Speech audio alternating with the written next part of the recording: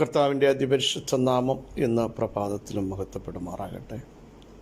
എല്ലാ സഹോദരങ്ങൾക്കും വേഗം വരുന്ന യേശുക്രിസ്തുവിൻ്റെ അനുഗ്രഹീത നാമത്തിൽ വിശുദ്ധ വന്ദനത്തെ അറിയിക്കുന്നു. ഞാൻ യഹോവയുടെ ഒരു കാര്യം അപേക്ഷിച്ചു, അതിനെ ഞാൻ ആഗ്രഹിക്കുന്നു. യഹോവയുടെ മനോഹരത്വം കാണുവാനും അവൻ്റെ ആലയത്തിൽ ധ്യാനിപ്പാനും ആ ഒരു ആഗ്രഹമാണ് ദാവീദിൻ്റെ അകത്തുണ്ടായിരുന്നത്. എപ്പോഴും ദൈവസന്നിധിയിൽ ചെല്ലാനും അവിടെ ആലയത്തോട് ചേർന്നിരിക്കാനും. കുലപുത്രന്മാരുടെ ആഗ്രഹം അവിടെ ആലയത്തിൽ വാതിൽ കാവൽക്കാരനായിരിക്കുന്നത് ഞങ്ങൾക്ക് ഏറെ ഇഷ്ടം. മറ്റു പലതിനേക്കാളും ഇഷ്ടപ്പെടേണ്ട ദൈവസാന്നിധ്യമാണ്. പലതിനേക്കാളും എല്ലാറ്റിനേക്കാളും ആ ഒരു സാന്നിധ്യവും സമീപ്യവും എല്ലായ്പ്പോഴും നമ്മളോടൊപ്പം ഉണ്ടാവണം. ദൈവസാന്നിധ്യം ഒരു പ്രാവശ്യം അറിഞ്ഞു കഴിഞ്ഞവർക്ക് അതിൻ്റെ മഹത്വം മനസ്സിലാവുകയും ലോകത്തിലെങ്ങും ഇല്ലാത്ത സമാധാനവും സന്തോഷവും ധൈര്യവും ബലവും അതിലൂടെ നമുക്ക് ലഭിക്കും എന്ന് ഉള്ളതിന് സംശയമില്ല. പൗലോസ്ലീഹയൊക്കെ അത് വ്യക്തമായിട്ട് അനുഭവിച്ചിട്ടുണ്ട്. മോശ ദൈവസാന്നിധ്യം അനുഭവിച്ചിട്ടുണ്ട്. പഴയ നിയമത്തിലും പുതിയ നിയമത്തിലും ഭക്തന്മാർ ആ സാന്നിധ്യത്തിൻ്റെ കീഴിൽ തന്നെയായിരുന്നു. യാക്കോബും പത്രോസും യോഹന്നാനും ഒക്കെ മറുവും മലയിൽ ആ ദൈവസാന്നിധ്യം വ്യക്തമായി കണ്ടതാണ്. അപ്പോൾ ദൈവത്തിൻ്റെ കൂടെ ഇരിക്കാൻ തയ്യാറാകുമെങ്കിൽ, പ്രാർത്ഥനയിൽ ദൈവത്തോട് അടുത്ത് ചെല്ലാൻ തയ്യാറാകുമെങ്കിൽ, വചനത്തിലൂടെ ദൈവത്തിൻ്റെ ശബ്ദം കേൾക്കാൻ തയ്യാറാകുമെങ്കിൽ ആ സാന്നിധ്യത്തിലേക്ക് അവിടെ നമ്മളെ കൊണ്ടുവരും. ഇന്ന് പകലും ദൈവമേ, അങ്ങയുടെ ശബ്ദത്തിൻ്റെ മഹത്വം എനിക്ക് വേണ്ടി ഒന്ന് വെളിപ്പെടുത്തണമേ എന്ന് പ്രാർത്ഥിക്കാൻ തയ്യാറാകും.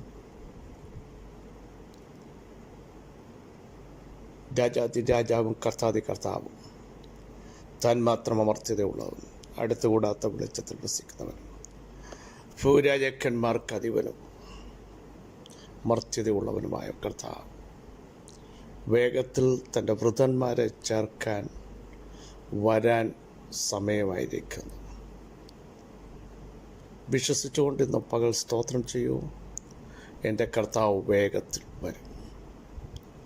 കാലം അതിൻ്റെ അന്ത്യത്തിലേക്ക് നീങ്ങിക്കൊണ്ടിരിക്കുന്നു. അതുകൊണ്ട് ദൈവത്തിൻ്റെ വചനം പറയുന്നു, വിശുദ്ധൻ തന്നെ വിശുദ്ധീകരിക്കട്ടെ, നീതിമാൻ ഇനിയും നീതി ചെയ്യട്ടെ, അഴുക്കുള്ളവൻ ഇനിയും അഴുക്കാകട്ടെ. ഇതാ ഞാൻ വേഗം വരുന്നു, ഓരോരുത്തന് അവനവൻ്റെ പ്രവർത്തിക്ക് തക്കവണ്ണം കൊടുപ്പാൻ പ്രതിഫലവും കൂലിയും അവിടുത്തെ പക്കലുണ്ട്. സഹോദരങ്ങളെ, ഒരുക്കം ആവശ്യമുണ്ടോ? എല്ലാ ദിവസവും ഒരുക്കം. നമ്മുടെ പ്രാണപ്രിയൻ്റെ വരവ് എപ്പോഴും നമ്മൾ അറിയുന്നില്ല.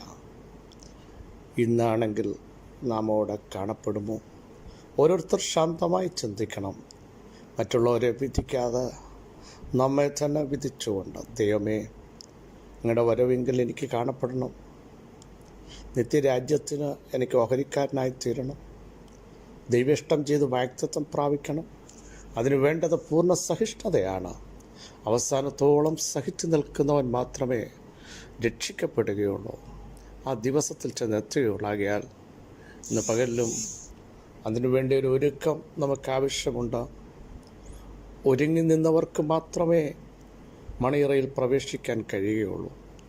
കർത്താവേ, എന്നെ അതിനായി ഒന്ന് സഹായിക്കണമേ. പരിശുദ്ധാത്മാവിനെ അതിനുവേണ്ടി ഒന്ന് ശക്തീകരിക്കണമേ. പ്രാർത്ഥനാ ജീവിതത്തിലേക്ക് എന്നെ ഒന്ന് നയിക്കണമേ. വിശുദ്ധ ജീവിതം നയിക്കാൻ, അവിടുത്തെ വചനത്തിലെ കൽപ്പനകൾ പ്രമാണിപ്പാൻ എനിക്കൊന്ന് ഇടയാക്കണമേ എന്ന് ഇന്ന് പകൽ പ്രാർത്ഥിച്ചു തുടങ്ങൂ.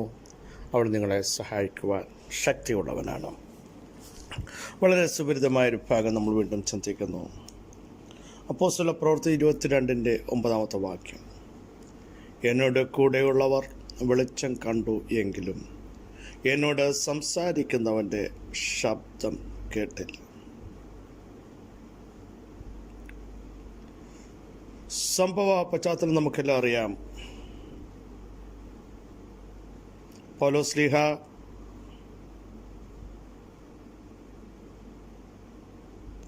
തനിക്കെതിരെ ആരോപണങ്ങൾ ചൊരിഞ്ഞ് തന്നെ പിടിച്ചു കെട്ടാൻ വന്ന ഒരു സമൂഹത്തോട് പറഞ്ഞ ഒരു സാക്ഷ്യമാണ്, അനുഭവത്തിൻ്റെ ഏടുകളാണ് നാം കേട്ടത്.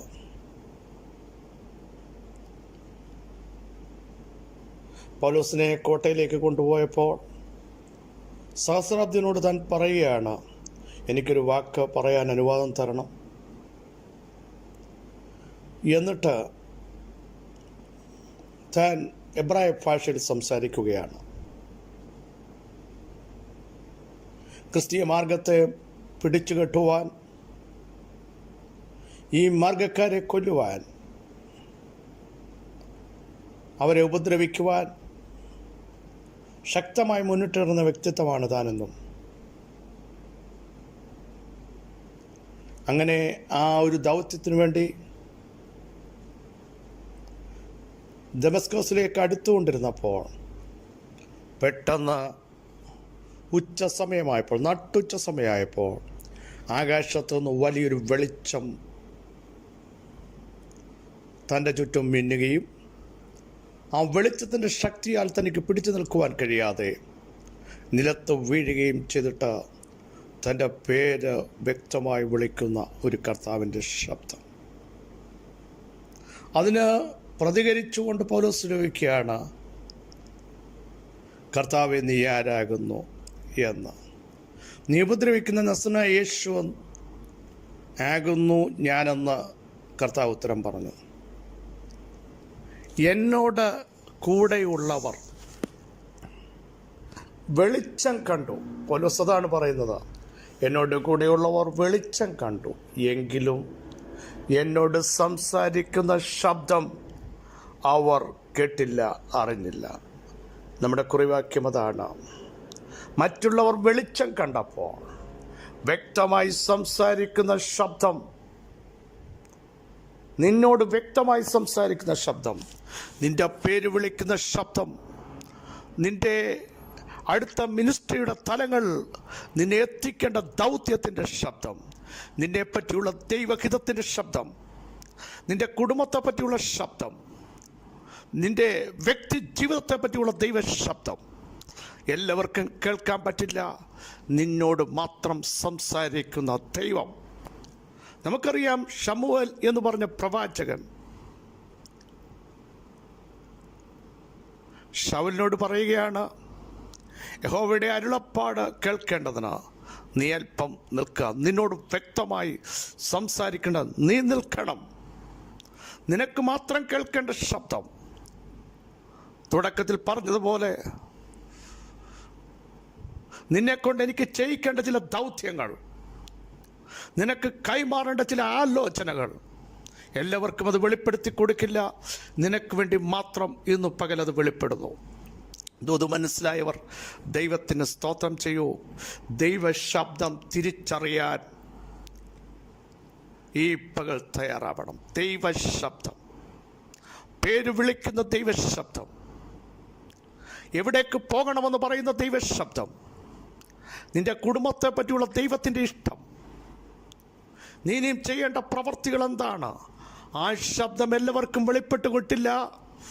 ഈ പകൽ പ്രാർത്ഥിച്ചുകൊണ്ട് ആ ദൈവ സാന്നിധ്യത്തിൻ്റെ കീഴിലായിരിക്കുന്നവർ ഒന്ന് പ്രാർത്ഥിച്ചു തുടങ്ങാമോ? പിതാവേ, എന്നെ പറ്റിയുള്ള ദൈവത്തിൻ്റെ ശബ്ദം, എൻ്റെ കുടുംബത്തെ പറ്റി, എൻ്റെ തലമുറകളെ പറ്റി, എൻ്റെ കുടുംബ ജീവിതത്തെ പറ്റിയുള്ള ശബ്ദം എനിക്ക് വേണ്ടി ഇന്ന് എൻ്റെ പ്രാർത്ഥനാ മുറിയിൽ ഞാൻ പേഴ്സണലായിട്ടിരിക്കുന്ന സമയത്ത് അവിടുത്തെ ശബ്ദത്താൽ എന്നെ ഒന്ന് നിറയ്ക്കണമേ എന്ന് പ്രാർത്ഥിക്കാൻ തയ്യാറാകൂ. വ്യക്തമായി ദൈവം നിങ്ങളോട് സംസാരിക്കും. അത് നോക്കൂ, നോർമൽ ശബ്ദമല്ല, പേര് വിളിച്ച് നിങ്ങളെ അഡ്രസ്സ് ചെയ്യുന്ന ദൈവശബ്ദം. അവിടെ എങ്ങനെ എഴുതിയിരിക്കുന്നത് വാക്യം അതുകൊണ്ട് നിങ്ങൾ ശ്രദ്ധിക്കുമ്പോൾ മനസ്സിലാവും. എന്നോട് കൂടെയുള്ളവർ വെളിച്ചം കണ്ടു, എങ്കിലും എന്നോട് സംസാരിക്കുന്നവരുടെ ശബ്ദം കേട്ടില്ല. ആ ശബ്ദത്തിൻ്റെ അടുത്ത മറുപടി, കർത്താവേ, ഞാൻ എന്ത് ചെയ്യണം എന്ന് ചോദിച്ചതിന് കർത്താവ് എന്നോട്, എഴുന്നേറ്റ് ദമസ്കോസിലേക്ക് പോകുക, നീ ചെയ്യേണ്ടതിന് വിധിച്ചിരിക്കുന്നതെല്ലാം അവിടെ നിന്നോട് പറയും എന്ന് കൽപ്പിച്ചു. നീ എഴുന്നേൽക്കണം, ദമസ്കോസിലേക്ക് പോകണം. അവിടെ നീ എന്താണ് ചെയ്യേണ്ടതെന്ന് വിധി കൽപ്പിച്ചു വച്ചിരിക്കുന്നത് പോലെ, ഉത്തരവ് പുറപ്പെടുവിച്ചിരിക്കുന്നത് പോലെ ഇന്ന് പകൽ തൻ്റെ ജനത്തിനു വേണ്ടി ചില വിധികൾ പുറപ്പെട്ടു കഴിഞ്ഞു, ഉത്തരവുകൾ പുറപ്പെട്ടു കഴിഞ്ഞു, റിസൾട്ടുകൾ പുറപ്പെട്ടു കഴിഞ്ഞു. ആർക്ക്? ദൈവം കണ്ടവന് വേണ്ടി, ദൈവം തിരഞ്ഞെടുത്തവന് വേണ്ടി, മാനപാത്രമായി നിന്നെ കണ്ട വ്യക്തിത്വങ്ങളോട് പരിശുദ്ധാത്മാവിന് പറയാനുള്ളത്, എൻ്റെ ശബ്ദം ഏറ്റെടുക്കാൻ തയ്യാറാകൂ. നീ ചെയ്യേണ്ടത് നിന്നോട് വ്യക്തമായി നിന്നോട് സംസാരിക്കും. വചനത്തിലൂടെയും ദൈവശബ്ദത്തിലൂടെയും അവിടുത്തെ അരുളപ്പാടുകൾ ഇന്ന് പകൽ വെളിപ്പെട്ടുകൊണ്ടിരിക്കുന്നു. വിശ്വസിക്കുക. തലമുറകളെ പറ്റിയുള്ള ചില തീരുമാനങ്ങൾ, ഔദ്യോഗിക മേഖലകൾ, മിനിസ്ട്രിയിൽ, അടുത്ത തലത്തിൽ നീ ചെയ്യേണ്ട ചില വിഷയങ്ങൾ, ഡിസിഷൻ എടുക്കാൻ കഴിയാതെ കുഴഞ്ഞുകൊണ്ടും മാറ്റിവെച്ചും നാളുകളായി പരിമിതപ്പെടുത്തിക്കൊണ്ടിരിക്കുന്ന ചില സബ്ജക്റ്റുകളെ പരിശുദ്ധാത്മാവ് കണ്ടിട്ട് പറയുന്നു, നിന്നോട് ഇന്ന് പകൽ ഒരരുളപ്പാട്. നീ ചെയ്യേണ്ടത്, നീ പോകേണ്ടത്, നീ സംസാരിക്കേണ്ടത് എന്തെന്ന് ദൈവം ഒരു വിധി പുറപ്പെടുവിച്ചിരിക്കുന്നു, കൽപ്പിച്ചു വച്ചിരിക്കുന്നു. അത് കേൾക്കാൻ തയ്യാറാകുമോ? ദൈവമേ, ഞാൻ എവിടെ പാർക്കണം? ഞാൻ ഇനി അടുത്ത സ്റ്റെപ്പ് എന്താണ് എടുക്കേണ്ടത്? വളരെ വ്യക്തമായി ദൈവാത്മാവ് സംസാരിക്കുന്നു. ഏൽപ്പിച്ചു കൊടുക്കാമോ? പരിശുദ്ധാത്മാവ് നിങ്ങളോട് സംസാരിക്കും. യേശുവിൻ്റെ നാമത്തിൽ ചില ഹൃദയങ്ങളോട് സംസാരിക്കാൻ ആഗ്രഹിക്കുന്നു. ആ ശബ്ദമൊന്ന് തിരിച്ചറിയട്ടെ. കാതുകളെ ഒന്ന് കൂർപ്പിക്കുമോ? കാദേശ് മരുവിനെ നടുക്കുന്ന, വനങ്ങളുടെ തോലൊടിക്കുന്ന, മാൻപേടകളെ പ്രസവിക്കുമാറാക്കുന്ന, ലബനോന്റെ ദേവദാരുക്കളെ തകർക്കുന്ന മഹത്തായ ശബ്ദം ഇന്ന് പകൽ നിങ്ങളുടെ കർണപടത്തിൽ മുഴകട്ടെ. യേശുവിൻ്റെ നാമത്തിൽ മഹത്വത്തിൻ്റെ പ്രത്യാശയായ ഞങ്ങളുടെ ദൈവമേ, സ്വർഗസ്ഥ പിതാവേ, കേൾപ്പിച്ച ശ്രേഷ്ഠ ആലോചനയ്ക്കായി സ്തോത്രം. ഞങ്ങളെ കേൾപ്പിക്കുന്ന ഇമ്പസ്വരത്തിനായി സ്തോത്രം. പരിശുദ്ധാത്മാവിൻ്റെ പ്രവർത്തിക്കായി സ്തോത്രം. എല്ലാവരും വെളിച്ചം കണ്ടെങ്കിലും ഞങ്ങളോട് സംസാരിക്കുന്ന ദൈവശബ്ദം ഞങ്ങളോട് മാത്രമായിരിക്കാൻ വ്യക്തമായി ഞങ്ങളുടെ ഗൈഡ് ചെയ്യുന്നതിനാൽ ഞങ്ങൾ ചെയ്യേണ്ടതുപോലെ ചെയ്യാൻ, സംസാരിക്കാൻ അവിടുത്തെ ആത്മാവ് ഞങ്ങളെ ഇടയാക്കുന്നതിനായി സ്തോത്രം. സകല മഹത്വം അങ്ങേക്ക് യേശുവിൻ നാമത്തിൽ തന്നെ. ആമേൻ.